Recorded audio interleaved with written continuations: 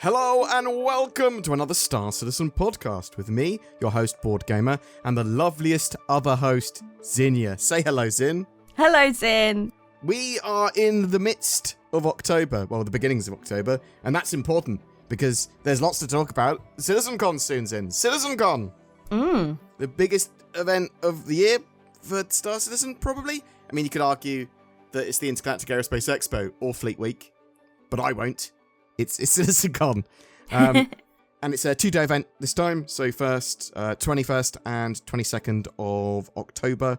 And we'll be covering it. We'll be covering it from our bums at home because we're not going to America. That would be how could we cover Star Citizen while physically being there? That would be madness.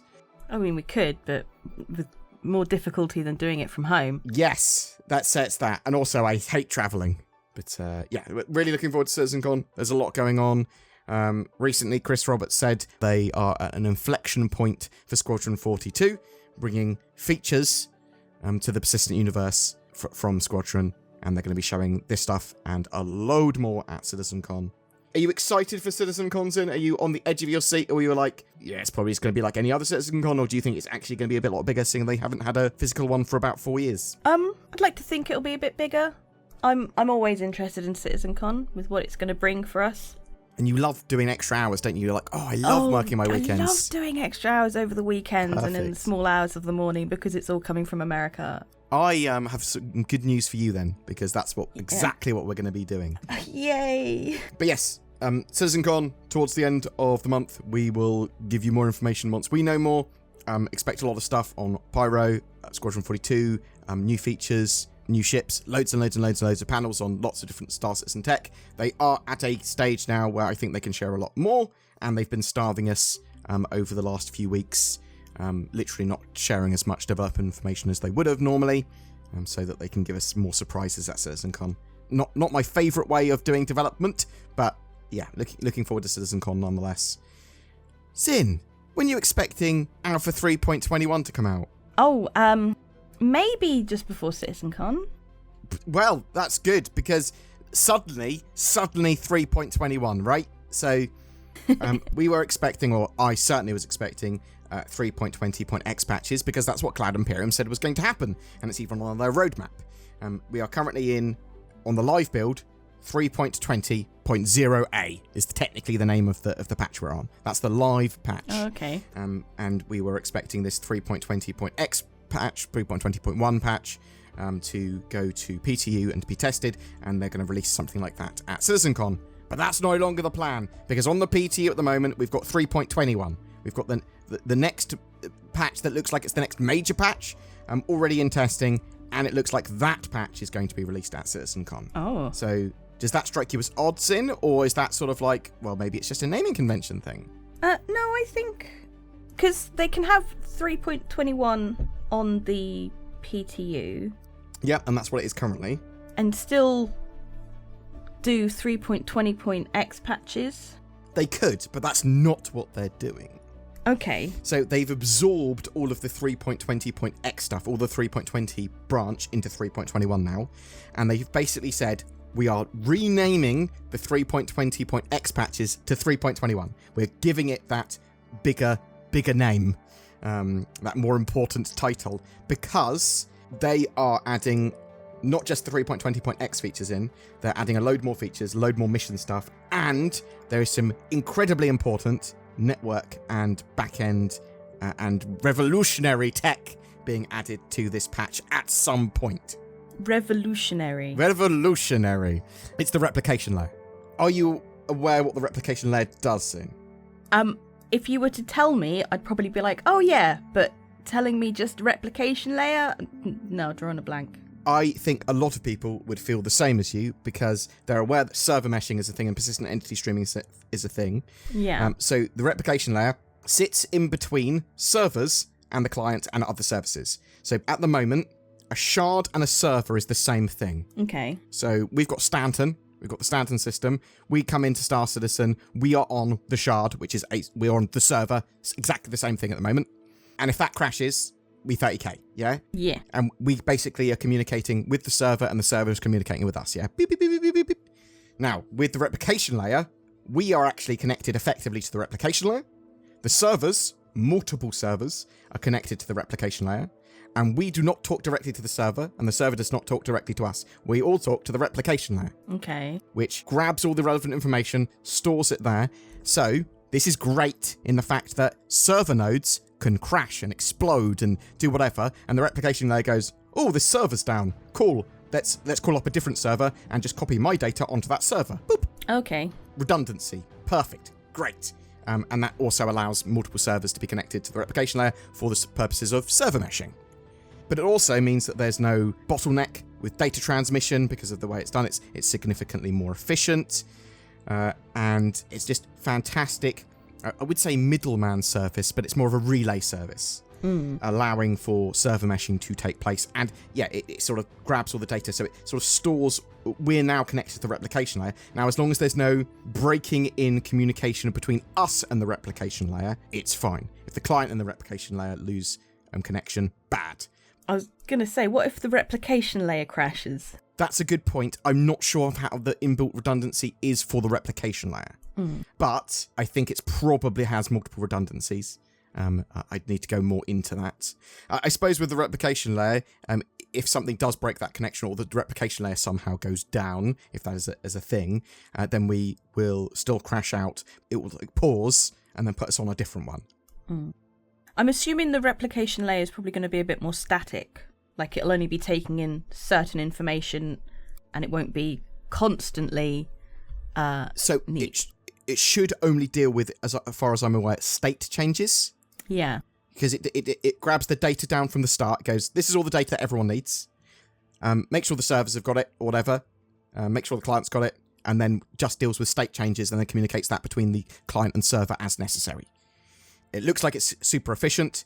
I have a very layman's understanding of the replication layer.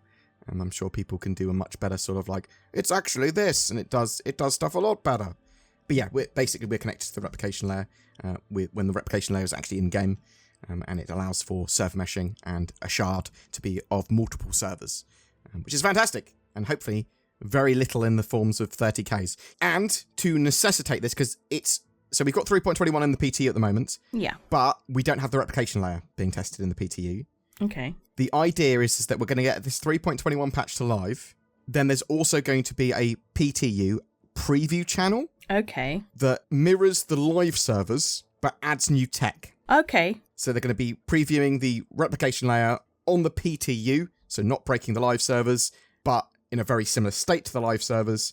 And then when that replication layer is ready, they're going to be bringing it to a 3.21.x patch. I hope everyone is clear on the difference between 3.20.1, 3.21, 3.20.x, 3.21.x, because CIG do not make it easy for themselves with naming conventions. If it's funny because if they had just kept with the usual alpha naming conventions, they would have been fine.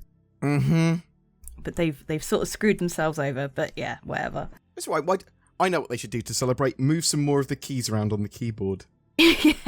Oh, I hate it when they change keys and they go, well, this is no longer this key, it's now this key, but also this key now does nothing because we thought it would be more sensible. I hate you.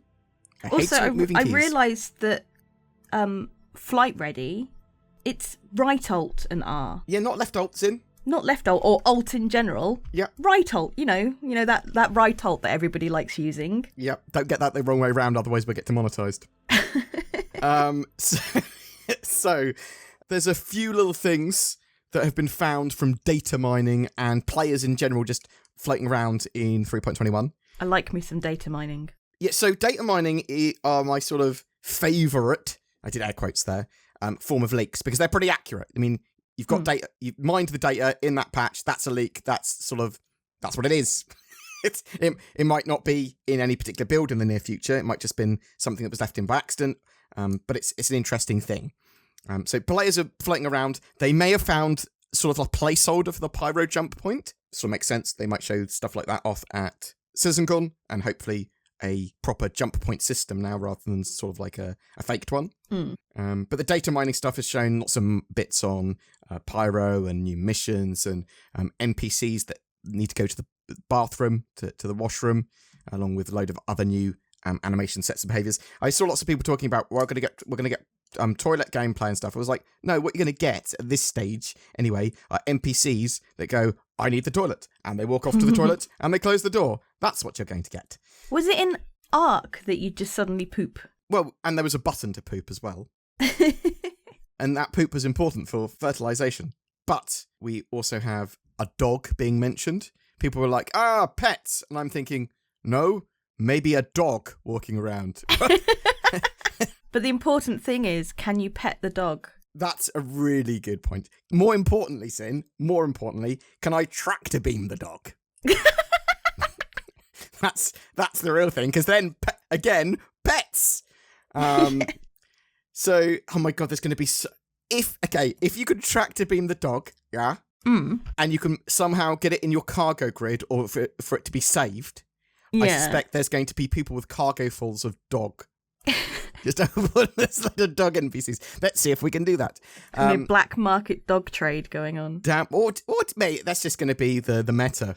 So we also have jump point presence to some degree from this data mine, sort of talking about Pyro, but also Magnus and Terra as well, and some skyboxes and things like that. So probably bits for panels or for Chris to at some point go, and look, there are other star systems as well. I was just thinking about this. Obviously, there will be a Pyro jump point at some point for 4.0. Yeah. How it works and the functionality of it, we don't know.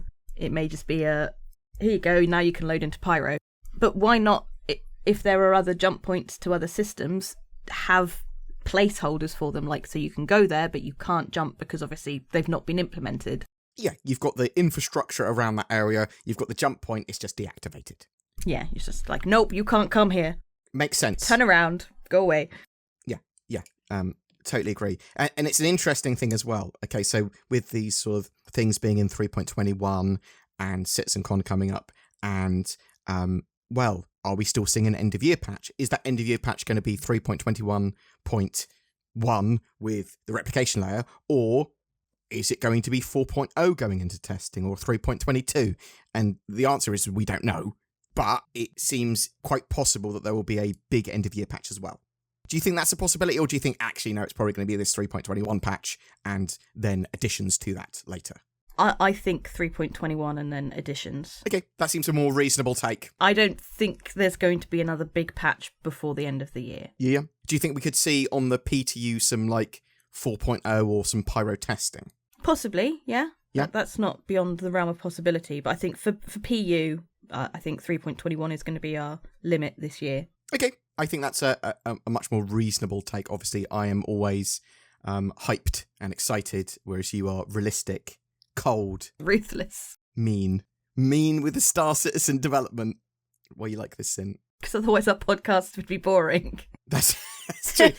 Just this little hype podcast.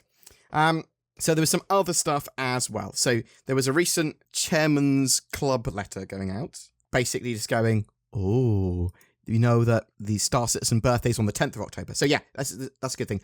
Normally, CitizenCon is on the 10th of October-ish, but this year it's on the 21st. But they're still sort of celebrating Star Citizen's birthday on the 10th of October, it looks like. So we've got this Chairman's Club letter, which basically goes out to people that spent over $1,000 on the game. And they said, as we draw closer to October 10th, we're excited to kick off the festivities with a glimpse of a legendary birthday gift flying your way. Stay tuned for details, you're going to have a blast with this one. So, on the Chairman's Club letter, there is a magic eye picture. And for those of you that don't know what a magic eye is because you are under the age of 30 and had much better things to play with, it is a picture which is a bit fuzzy, which if you make yourself go cross-eyed, you can see vaguely a picture in it. Is that a fair characterization of magic eye? Yeah. Yeah? It was very popular when I was a child. Yep. Again, you get magic eye books and you'd be like, oh, look, it's a Tyrannosaurus Rex. Look, see? Oh, you can't do it. Oh, you can't see the T-Rex. We went from that to Tamagotchis to Counter-Strike 2. Perfect. Yeah, so there's this magic eye picture. You go cross-eyed, you look at it, and it appears to be the F-8C. So it's the civilian version of that F-8 heavy fighter. And it suggests that that's going to be, well, to me, flyable for Chairman's Club members, ? Ooh. or something like that. We don't know for sure. Maybe it'll be sellable. Maybe it will actually be on sale. Maybe it will be available for everyone to buy. Maybe it will actually just be flyable for Chairman's Club members that have the super expensive ones in their $25,000 accounts. I'm not saying that bitterly. I just wish I had $25,000 spare to be able to, put on spaceships. I wouldn't spend it on spaceships, though. I'd spend it on food, probably. That's just me, though. What would you spend $25,000 on, Zin? Investments? Yeah? Like an F8A, F8C? No. Like Star Citizen ships? No. You only need a starship. And then you can enjoy the full game. Star Citizen is fantastic for that. But obviously, there are incentives and hype and fear of missing out, which sort of drives a lot of sales. But also, I think that Star Citizen appeals to a lot of people with large disposable incomes that are older IT tech people, as well as me and Zin. Well, it appeals to Zin because she has a job with it, I suppose. Yes. Yes. Well, you enjoy it. I mean, you really you enjoy playing Star Citizen sometimes. I know you do, especially with Gun Rush we played recently, and even the Master Mode stuff was pretty good fun. I mean, we got absolutely annihilated. There's so many Vandal everywhere, but it's nice that Arena Command is working really well. Anyway, I'm ranting now. Zin, there's something else happening in October though. It's Halloween, Spooktober. Oh, yeah. So typically around the end of October, I think it's the 27th of October, is the Day of Vara in Star Citizen. And they sometimes do some pretty cool stuff. So there'll be like maybe sales or the availability of somehow getting some masks and some spooky costumes. And sometimes these are really well done. They're very unique. And sometimes they have in-game ways of getting these. So you have to get 10 unique PvP kills, or you have to visit particular locations, and then you get rewarded these items, and it sort of incentivizes you to play the game and get a reward for that. Is that the sort of stuff that you want to see in Star Citizen now, Zin? Do you think that sort of makes sense? Yeah? Yeah. I love incentives in game. Like, I wish there was just every month they went, there's some cool stuff, and it's your only chance, well, you can get it maybe once a year, to get this particular forum badge and some cool flair and items and stuff. Oh, I think that would just be really cool. They've done it previously with the Vandal mask and the Scarecrow mask. So you had to go to Grimhex, and I think you had to get like 10 or 20 unique PvP kills. And people were farming them in silly ways, like getting their org to stand in front of like a Gatling on the Gladius and just shooting them all. And I was like, oh, you guys are cheating. Like, they're doing it within the rules. And then some people were very honourably waiting outside Grimhex and going, fight, sort of like nodding. And like, yeah, fight. And then you sort of fight each other to help get your Vandal mask. I quite like that stuff. I think it's good laugh. I mean, some people were being honourable, other people weren't. Basically, if you don't want to die, don't go to Grimhex. Yeah, exactly. That was a very much a battleground for all that sort of behaviour. But yeah, that's what I wanted to talk about this week. CitizenCon soon, 3.21 on the PTU. Probably going to live for CitizenCon. A load of cool stuff happening. I'm sort of interested to know what you think is going to be shown at CitizenCon. What are you hoping to be seen? Do you think 3.21 is going to be a significantly more stable patch than 3.20's launch was? Because we did have a load of problems with that, although a lot of them have been solved. A lot of them still remain. Are you expecting to see a load of pyro stuff? And are you a Chairman's Club member hoping that you're going to be able to fly and use the F8C? Do you think the F8C will actually go on sale? Or though originally Cloud Imperium said it basically wasn't. They like selling ships. Do you think it would be fair for them to sell the F8s in, even though previously they said it probably wasn't going to be available on sale? You'd have to get it in-game? I would be against them selling it if they said that they weren't going to sell it. You're like, they can do whatever they want. But okay. Yeah, they can do whatever they want, but I'd like to think that they would, if they've said they're going to do something, and it's something that feasibly they can honour. You know, it's not like what saying. What if they said, "Well, we're not selling the F8A, we're selling the F8C"? Did they say that they weren't going to sell the F8C? I can't remember, but I mean, if they said they weren't selling the F8, then they could just say, "Well, we're selling the F8C," right? Different ship. Maybe. Yeah. I mean, it's so technicality. the F8 is the military version, isn't it? I think the F8A is technically the military version. So is there an F8? The F8 would technically be the whole line rate. In that case, they shouldn't sell any of it. I'm not sure what exactly was said originally. That's the other thing.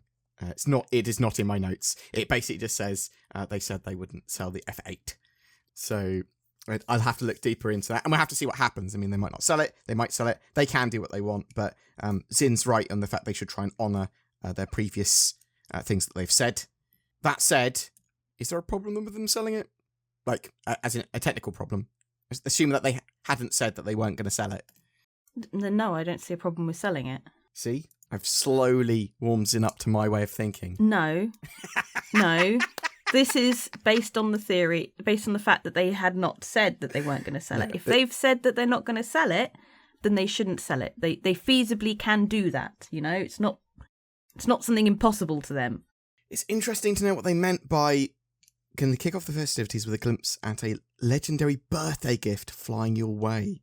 So birthday gift... it could just be a little model. Oh my god, it could be. It could just be a flare item, couldn't it? Yeah, it doesn't have to be an actual ship. Because obviously a birthday gift would be referring to them receiving a birthday gift because it's their 10th of October birthday. We think you're going to have a blast with this one. I don't know. Picture is of the F8C. And we'll have to wait and see. And I'm interested to know what you think that could be. But we'll leave it there. Say goodbye, Zin. Goodbye, Zin. Thanks for watching, guys. Very much appreciated. Tell us what you think in the comments below, and I'll see you in the verse. Want some more immersion with Star Citizen? Then the Tobii Eye Tracker 5 is on sale until October 9th. This gives you native high-precision head and eye tracking in Star Citizen. Very cool for general immersion, for combat both in ship or on foot. They are absolutely fantastic pieces of kit, and both Zin and I have one. Use the links below to grab one or to find out more. What the hell are you? It's nordvpn.com/BoredGamer, enabling you to minimize your presence on the internet, almost like a cloaking device. It also allows you to hunt out the best TV and movies and shopping deals by changing your region. It prevents big internet from gathering and using your personal data. There's even a data breach scanner and meshnet for your own remote private network included. When Zin asked, what's the Predator movie got to do with NordVPN or CitizenCon or Star Citizen, I said, what's any of our NordVPN ads got to do with anything? Grab yourself NordVPN in the links below for a seamless, secure internet experience. Every month we have a Star Citizen ship giveaway. For October 2023, we are giving away a Constellation Phoenix. This luxury multi-crew ship can be used as a mission runner, an explorer, a base of operations, and more. It comes with a luxury P-72 Archimedes snub, as well as the Lynx rover, allowing you to have on and off planet excursions. Just comment on any of my videos made during the month to be in for a chance of winning that. This is the bit of the video where I appeal to you to try and join the channel memberships and give us money. We have a load of you that are Patreons or have become YouTube channel members with the join button under my videos, and that goes a huge way in helping the channel and enabling us to make daily Star Citizen news entertainment. But there are a load of other ways to help us, liking, commenting, sharing these videos. That helps the channel grow. Thank you for watching to the end. Please get involved in the comments section, and I hope you have a great October.